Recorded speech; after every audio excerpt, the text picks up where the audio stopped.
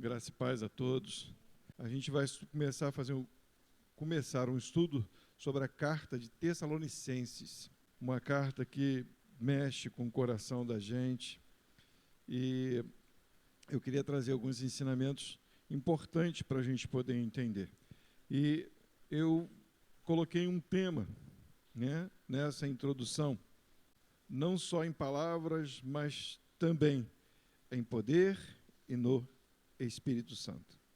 Não só em palavras, mas também em poder e no Espírito Santo. Nós vamos ler a princípio o versículo 5 de 1 Tessalonicenses, diz assim: porque o nosso evangelho não foi a vós somente em palavras, mas também em poder e no Espírito Santo, e em muitas certezas, como bem sabeis, quais fomos entre vós por amor de vós. É uma carta que enche o meu coração de alegria, porque Paulo prega para esta igreja um período muito curto, rápido. Por isso eu queria que os irmãos acompanhassem comigo e abrissem as suas Bíblias em Atos capítulo 17, só para a gente poder entender o período em que Paulo esteve naquele lugar. Essa é só uma introdução e depois a gente vai desfrutar bastante desse livro, e quando a gente der essa introdução, a gente vai entender as coisas que Paulo vai estar falando para este povo. Diz assim, vamos estar lendo: e passando por Anfípolis e Apolônia, chegaram a Tessalônica, onde havia uma sinagoga dos judeus. Prestem atenção. E Paulo, como tinha por costume, já era costume de Paulo, estava ali uma sinagoga, o que ele fazia? Foi ter com eles, com os judeus, na sinagoga. E por 3 únicos sábados, disputou com eles sobre as Escrituras, expondo e demonstrando que convinha que Cristo padecesse e que ressuscitasse dentre os mortos. E este Jesus, que vos anuncio, dizia ele, Paulo, dizendo, é o Cristo, é o Messias, ele é o Salvador. Então ele ia para as sinagogas, em Tessalônica, ele foi 3 vezes à sinagoga dos judeus, e ele disputava a mesma coisa. Ele dizia para os judeus, o Jesus que veio, o Jesus que morreu, o Jesus que foi crucificado, é Deus, é Senhor, e ele ressuscitou, é ele o Messias, é ele o Salvador. E isso ele fez por 3 vezes na sinagoga no sábado, junto com os judeus. E alguns deles, quem? Os judeus, creram, só alguns. E ajuntaram-se com Paulo e Silas, e também uma grande multidão de gregos religiosos, não judeus. Gregos, uma sinagoga de judeus, poucos se converteram, mas uma multidão de gregos, não judeus, se juntaram a Paulo e a Silas, E não poucas mulheres principais, Eram algumas mulheres de alguns homens importantes daquela época. Mas os judeus, desobedientes, porque não criam, não acreditavam, movidos de inveja, porque muitos estavam crendo dos gregos, e eles invejavam isso, vendo o poder de Deus sobre a vida daquelas pessoas, tomaram consigo alguns homens perversos, dentre os vadios, e ajuntando o povo, alvoroçaram a cidade, e assaltando a casa de Jason, esse assaltar não é que roubaram, eles foram lá para procurar Paulo, eles chegaram lá e foram procurar Paulo. Como não encontraram Paulo, a continuação do texto diz, procuravam trazê-lo para junto do povo, e trouxeram ele. E não os achando, Paulo e Silas, trouxeram Jason e alguns irmãos à presença dos magistrados da cidade, clamando, estes que têm alvoroçado o mundo chegaram também, os quais Jason recolheu. eles estavam dizendo, esse homem que se converteu também recolheu Paulo e Silas, tá? Mas só que eles não acharam, Paulo e Silas deviam estar escondidos. E todos esses procedem contra os decretos de César, dizendo que há outro rei, Jesus.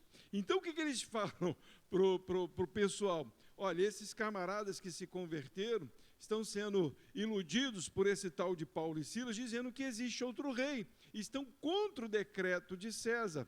E aí é como se eles estivessem dizendo, César, toma cuidado, porque tem um camarada que está se dizendo rei, daqui a pouco quer tomar o seu trono. Então eles alvoroçaram a cidade com isso. E alvoroçaram a multidão e os principais das cidades que ouviram estas coisas. Tendo, porém, recebido satisfação de Jaso e dos demais, os soltaram. E logo os irmãos enviaram de noite Paulo e Silas a Bereia. E eles chegaram lá. Foram à sinagoga dos judeus. Ora, estes foram mais nobres do que os que estavam em Tessalônica. Os judeus de lá de Bereia, lá da sinagoga, foram mais nobres de Tessalônica. Por quê? Porque de bom grado receberam a palavra, examinando cada dia nas Escrituras se estas coisas eram assim. Quando eu leio esse texto e vejo que Paulo ficou 3 sábados lá, a minha pergunta é, como que aquele povo sobreviveu no Evangelho sem ninguém para ensiná-los? Paulo foi por 3 sábados ensinar aos judeus nas sinagogas, disputando com eles, dizendo que o Messias já veio, que ressuscitou e que um dia ele iria voltar. E os judeus rejeitaram a palavra de Paulo. Muitos gregos creram, mas começou-se uma perseguição e Paulo teve que sair, Paulo e Silas tiveram que sair daquela cidade. A minha pergunta é, como que aqueles crentes novos se sujeitaram a Deus e continuaram no caminho até que pudessem entender verdadeiramente que eram cristãos autênticos? Como? De que jeito? Porque, na verdade, esses de Bereia receberam a palavra, e aqueles que se converteram em Bereia não tiveram tanta perseguição, mas os de Tessalônicas, aqueles que se converteram, sofreram perseguição tremenda, perseguição de pessoas, de vizinhos, não falarem mais com eles, de familiares, não falarem mais com eles. E como que eles suportaram e continuaram a carreira, a caminhada cristã? Paulo, quando escreve esta carta para os tessalônicos, ele não escreve porque está duvidando deles, escreve porque ouviu falar da fé deles. Abre comigo aí, em 1 Tessalonicenses, capítulo 3, dos 5 ao 7.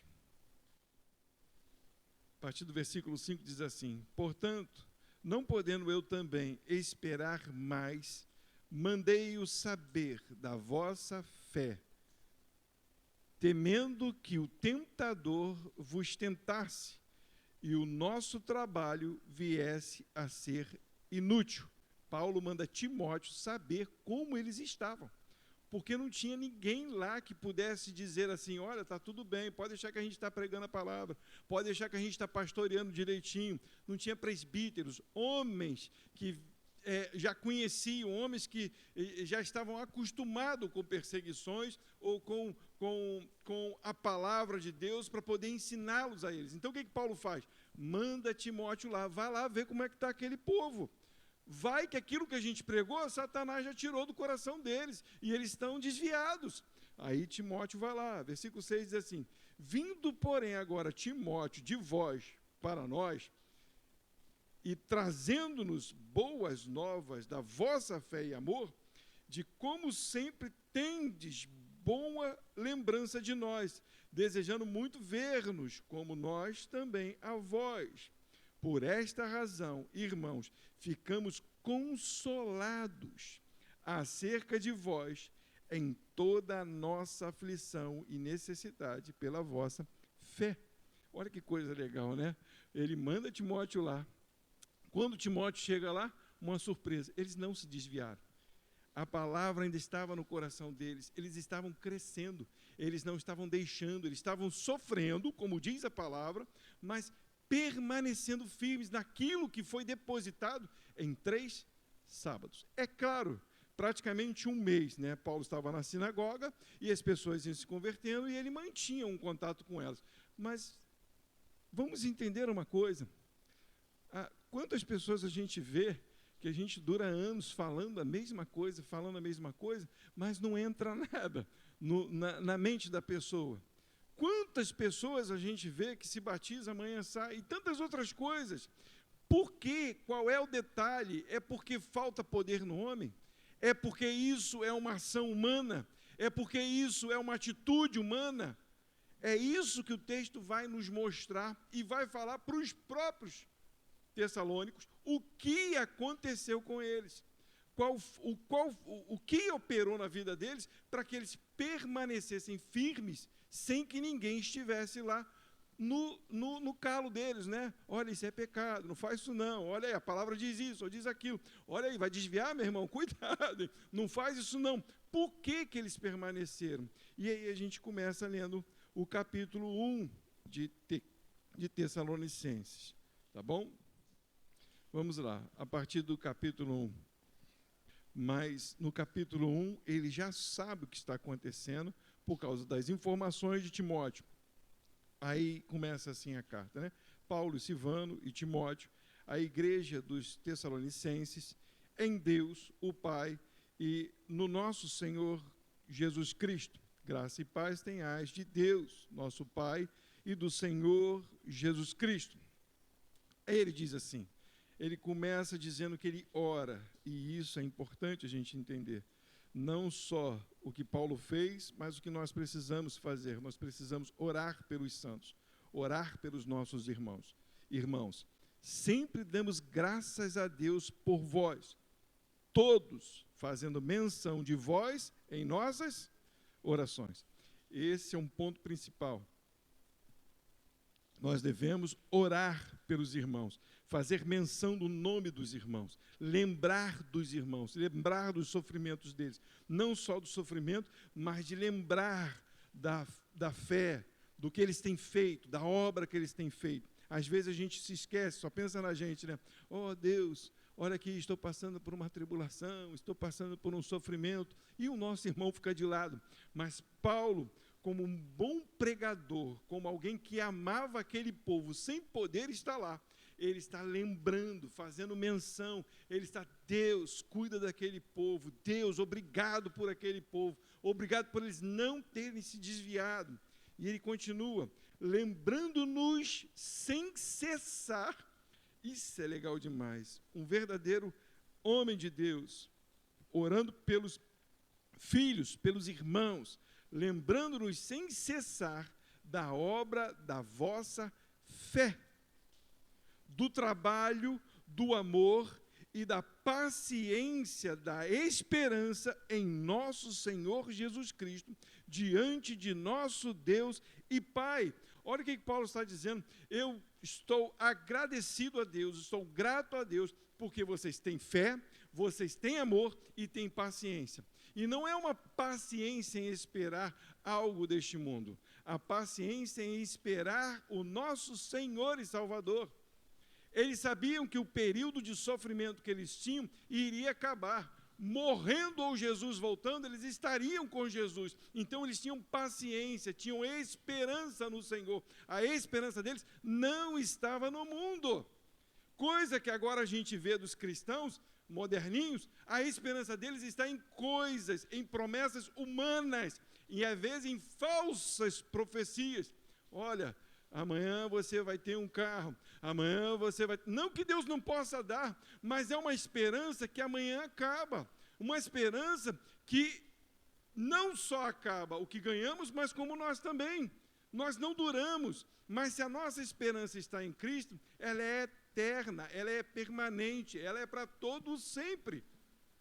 E é isso que Paulo está agradecendo, por um povo que tem fé, por um povo que tem amor e por um amor que tem paciência em esperar, porque o sofrimento deles não era igual ao nosso sofrimento. Era o sofrimento de dizer, ou você nega ou a gente não fala contigo. Ou você nega ou você morre. Ou você nega ou sua casa é queimada. Ou você nega ou você perde o filho. A gente não, ou você nega, ou senão você não faz parte da turminha. Ah, não, pode deixar que eu vou fazer parte da turminha e vou fingir que sou crente. Né? Hoje em dia o sofrimento é assim. Mas, de verdade, aquele povo tinha um sofrimento. Né? E Paulo está agradecendo, porque mesmo sem gente lá, cascuda, vamos dizer assim, gente experimentada, sem gente lá, aquele povo permaneceu firme.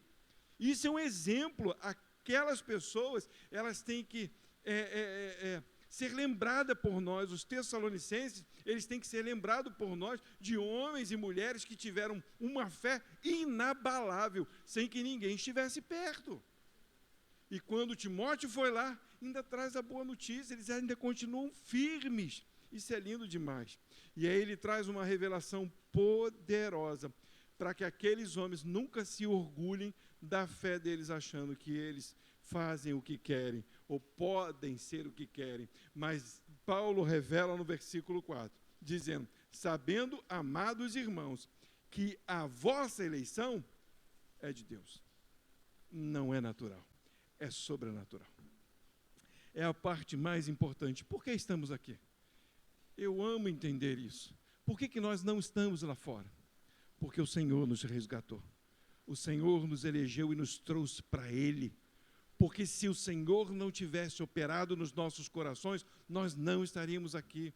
Nós não pediríamos perdão, nós não ouviríamos a voz dele, jamais. Então, ele lembra aos irmãos para que não criem orgulho. Quem elegeu os irmãos foi Deus.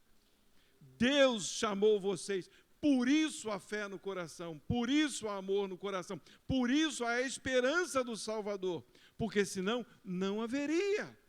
Deus é quem opera tanto querer quanto efetuar. Deus é que regenera. Quando Deus habita no coração, não tem como o homem dizer não. O homem que resiste a Deus é desobediente, e aí cai. E aí não tem como olhar para Deus, porque ele quer continuar na desobediência. Mas o homem que é tratado por Deus, quando o Espírito Santo vem, ele se rende à vontade de Deus, mesmo que caia.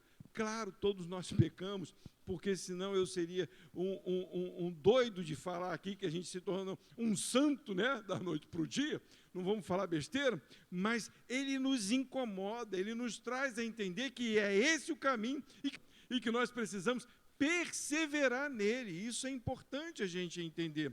E ele continua agora para a gente poder entender essa busca de Deus por aquele povo, essa eleição de Deus em trazer aquele povo para ele e fazer com que aquele povo permaneça. Olha o que diz no versículo 5. Porque o nosso evangelho não foi a vós somente em palavras. A palavra, ela é o testemunho de Deus. É o manual de Deus. Mas se você ler sem o poder de Deus, ela não pode mudar a tua vida. Você lê, eu tinha um colega que ainda falava assim, esse livro aí só falta os desenhozinhos, que pode ser um gibi. Isso aí para mim não serve de nada. A palavra diz para ele, não faça isso. E ele diz, eu vou fazer porque a vida é minha. Eu vou fazer porque eu mando na minha vida. Então, a palavra de Deus não servia nada para ele. Eram palavras. E a gente vê muito isso. A mesma palavra que salva um, condena o outro. Porque um diz, eu quero, eu entendo, eu aceito. E o outro diz, eu não quero nada disso. A mesma palavra. Então, Paulo está dizendo para eles, que o evangelho que pregamos não foi somente com palavras. As palavras foram, mas aconteceu algo mais. Mas também em poder. Em poder e no Espírito, porque não é um poder humano. Porque tem gente hoje em dia achando que tem poder de convencer as pessoas. Mas isso é mentira. Quem convence é o Espírito Santo. O que nós fazemos? Pregamos a palavra. E o Senhor, através do servo, pelo Espírito de Deus, convence. e aquela pessoa se torna um salvo do Senhor. É isso que Paulo está dizendo, que a vossa eleição é de Deus e que o evangelho não vem apenas por palavras, mas pelo poder, cadê? E no Espírito Santo, e em muitas certezas, não foram com dúvidas, como bem sabeis que fomos entre vós por amor de vós. Essa questão da certeza eu acho lindo, porque às vezes nós vemos hoje pessoas que não têm certeza daquilo que estão falando, porque não viveram aquilo que falam. Simplesmente aprenderam, olharam para a letra e pregam. Como eu já disse aqui, eu tenho amigos, colegas que são pastores, mas que estudaram para poder ter um bom salário, em igrejas boas, que pagam bem, e são grandes faladores, e falam muito bem, mas não tem nada de Deus às vezes. Você vai conviver com a pessoa, a mente deturpada, parece que na igreja ele é uma coisa, saiu da igreja ele é outra coisa completamente diferente. Como um homem desse pode estar na frente de uma igreja? Mas está sim, tem de montão. Mas Paulo não só pregava a palavra, como ele era uma testemunha viva de Cristo. Ele era um representante do Senhor Jesus aonde ele estivesse. Ele pregava a palavra e testemunhava do Senhor Jesus, estava junto dos irmãos. E a alegria de Paulo é que esse momento de estar junto com os irmãos, ele não pôde estar naquele lugar. Ele passou apenas um mês, mas o poder de Deus manteve aqueles servos, manteve aqueles filhos, manteve eles firmes no Senhor. Isso é lindo demais. E aí diz assim: e vós foste feitos nossos imitadores e do Senhor, e recebendo a palavra em muitas tribulações, com gozo do Espírito Santo. Entenderam o que Paulo está dizendo? Paulo está dizendo para eles que agora eles fazem como Paulo, e muito mais além do que Paulo, eles fazem como o próprio Senhor Jesus. Que palavra poderosa entrou no coração daqueles homens e daquelas mulheres, ao ponto deles saberem que toda a tribulação que eles estavam passando não era para se comparar com aquilo que Deus tinha para eles na eternidade. Então eles passavam com alegria, esperavam com alegria o Salvador. E Paulo pôde agradecer a Deus por aqueles homens e mulheres que não se perderam, que não deixaram Satanás botar ponta de dúvida no coração deles, para vocês verem uma conversão legítima, algo poderoso, algo sustentador, algo que não tem como mudar, pode até cambalear, mas o Senhor faz permanecer, e isso é o que nos importa. Diz o versículo 7, de maneira que fostes exemplo para todos os fiéis na Macedônia e Acaia. Eu não vou continuar, porque esse é um outro assunto muito importante. Paulo vai dizer para eles que o testemunho deles foi longe. É interessante que quando a gente for estudando, quando Paulo chega numa cidade para contar o testemunho dos tessalônicos, eles já sabem. Não, a gente já conhece, é aquele povo que está passando por tribulação, a gente já sabe, eles estão firmes, a gente já sabe. Paulo só a alegria de um povo que não teve, vamos dizer assim, entre aspas, um pastor, mas que receberam tão poderosamente a palavra de Deus, que o testemunho deles era visto em volta. E as pessoas já entendiam e conheciam a Deus por causa do poder que operou na vida daqueles homens. Nós vamos ler mais 2 textos, só para poder fixar bem isso no nosso coração. 1 Coríntios, capítulo 2, versículo 4, para a gente poder entender que a nossa salvação é de Deus, para a gente entender que o Senhor nos chamou, que foi o Senhor quem opera em nós essa tão grande maravilha que é a salvação dele, e nós reconhecemos e dizemos para ele: sim, nós queremos, usa-nos conforme o teu querer e a tua vontade. Eu estive convosco em fraqueza e em temor e em grande tremor, e a minha palavra e a minha pregação não consistiram em palavras persuasivas de sabedoria humana, mas em demonstração do Espírito e do poder, para que a vossa fé não se apoiasse em sabedoria dos homens, mas no poder de Deus. É isso que Paulo está falando para ele. A Bíblia é todo o manual que precisamos, mas se a pessoa ler com o coração incrédulo, ler sem a porção do Espírito, ler sem o entendimento, não funciona. É algo que não tem valor algum. Mas quando a pessoa compreende que aquilo vem de Deus e que não é palavra humana, aí as coisas mudam. Aí as coisas mudam. Porque Paulo não estava persuadindo aquelas pessoas. Já viu o pregador que começa a persuadir as pessoas? Quer que as pessoas façam as coisas, achando que se elas fizerem, vai acontecer alguma coisa?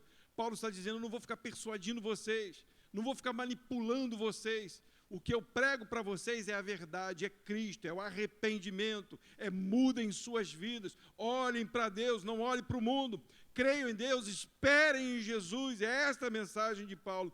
Cristo e este crucificado é escândalo para o mundo, diz a palavra de Deus, mas é sabedoria para aqueles que entendem e compreendem. E Paulo está dizendo que essa palavra é poderosa para continuar mantendo a fé, porque a fé que eles receberam não foi uma fé de homens, foi uma fé de Deus, porque diz a palavra que a fé é dom de Deus.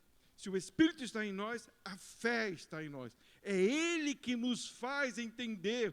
Diz que é Ele que intercede por nós com gemidos inexprimíveis. É Ele que aperfeiçoa a imperfeição que somos. É isso que nós precisamos entender. O outro texto está em Romanos capítulo 15.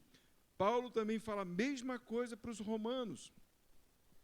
Os romanos crentes, aqueles que entenderam, que se converteram. Romanos capítulo 15, versículo 18 e 19. Porque não ousarei dizer coisa alguma, olha o apóstolo Paulo, criado aos pés de Gamaliel, um sábio, um homem entendido na lei, conhecedor da palavra, conhecedor do Pentateuco, criado ali juntinho a um doutor. Olha o que ele diz, porque não ousarei dizer coisa alguma que Cristo por mim não tenha feito, para fazer obedientes os gentios por palavra e por obras. Paulo está dizendo, eu não vou usar de falar coisas vãs, eu não vou usar de falar a minha sabedoria, mas vou falar do que Cristo tem feito por mim, para que aqueles que não conhecem possam conhecer também e experimentar a palavra e também experimentar a obra de Deus, pelo poder dos sinais e prodígios e pelo poder do Espírito de Deus, de maneira que desde Jerusalém e arredores até Ilírico tenho pregado o Evangelho de Cristo. Então o que Paulo tem feito? Tem anunciado o Evangelho de Cristo. Sinais e prodígios aconteciam na vida daquele homem. E cremos, hoje nós vemos sinais, nós vemos prodígios. Mas se não for aperfeiçoado pelo Espírito de Deus no coração daqueles que ouvem, não adianta de nada. Então Paulo está dizendo para os romanos, o que vocês receberam de mim e o que vocês creem agora foi porque a palavra entrou, porque vocês deram crédito, porque o Espírito mudou a vida de vocês poderosamente. Não falei nada de mim. Paulo está dizendo para os de Tessalônico, para os tessalonicenses, olha, o que tem no coração de vocês é muito mais do que qualquer palavra humana. O que vocês têm feito, a obra que vocês têm feito é por causa da transformação de Deus no coração de vocês. Eu fui simplesmente um instrumento, e aquela semente que foi depositada no coração de vocês cresceu, e agora é vista por muitos, sem ter muita ajuda. A gente vê, e eu não estou dizendo que é sempre assim, mas Deus tem as suas formas, em cada lugar Deus faz de um jeito. Tem gente que se converte hoje e já começa a pregar, já começa a fazer um monte de coisa. Tem gente que se converte, mas vai devagarzinho, vai crescendo devagarzinho, vai crescendo devagarzinho. Mas para a gente poder entender, como Paulo diz lá aos Coríntios, que Paulo regou, como é que é a ordem? De vez em quando eu esqueço. Um regou, um plantou e o outro regou. Mas quem deu o crescimento? Deus. A palavra foi semeada, foi regada. Ali estava a semente. Mas se Deus não der o crescimento, aquela semente vai morrer ali. Aí quando Deus dá o crescimento, cresce. E aí dá frutos. E aí se torna uma árvore importante para o mundo. As pessoas veem, olham para o testemunho, podem desfrutar dos frutos daqueles que cresceram em Deus. E o povo de Tessalonicenses, esses receberam a palavra, entenderam, sofreram, mas se tornaram árvores lindas, frutíferas, que muitos podiam ver.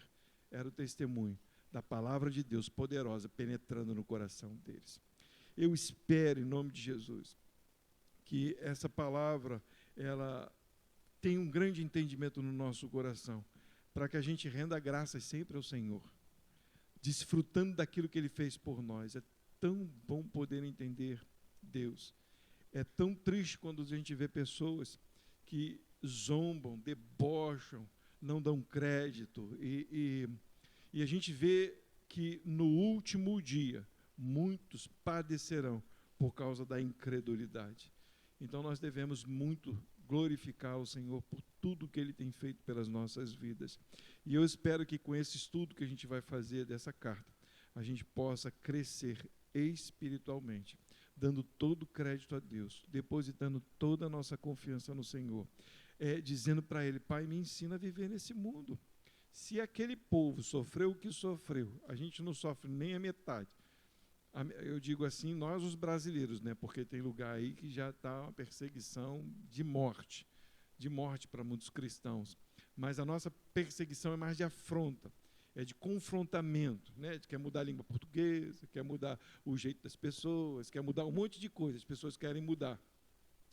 E às vezes a gente fica sem graça, né? E aí quando vê, a gente está caindo na onda, e a gente tem que firmar os nossos passos em Cristo, firmar a nossa fé e dizer não. A palavra diz o contrário, ninguém vai atualizar esse negócio, não. Essa palavra é verdadeira, é ela que me instrui. E se eu não obedeço a palavra, é porque o Espírito não habita em mim, não houve poder de transformação. Mas quando eu entendo, é porque o Espírito me move, e quando você olha para a Escritura, você diz: eu tenho que cumprir. Eu tenho que me arrepender dos meus pecados, eu não posso continuar nesse caminho que estou. Eu faço isso todo dia. Pastor, você faz? Faço, eu também sou pecador, eu preciso de Deus todos os dias. Todos os dias. Todos os dias nós precisamos de Deus.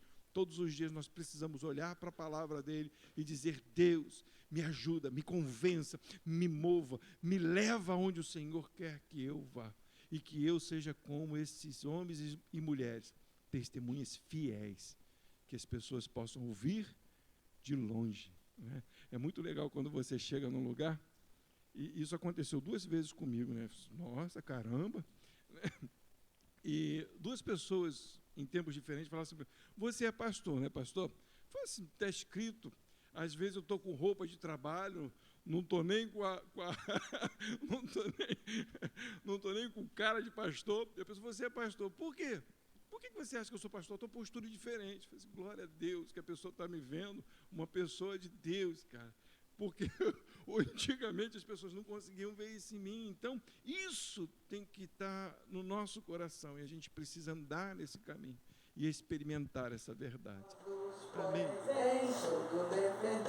Marchando para os céus, com valor, sem temor, por Cristo prontos a sofrer. Venha, peguei o seu perdão, firme sempre até morrer.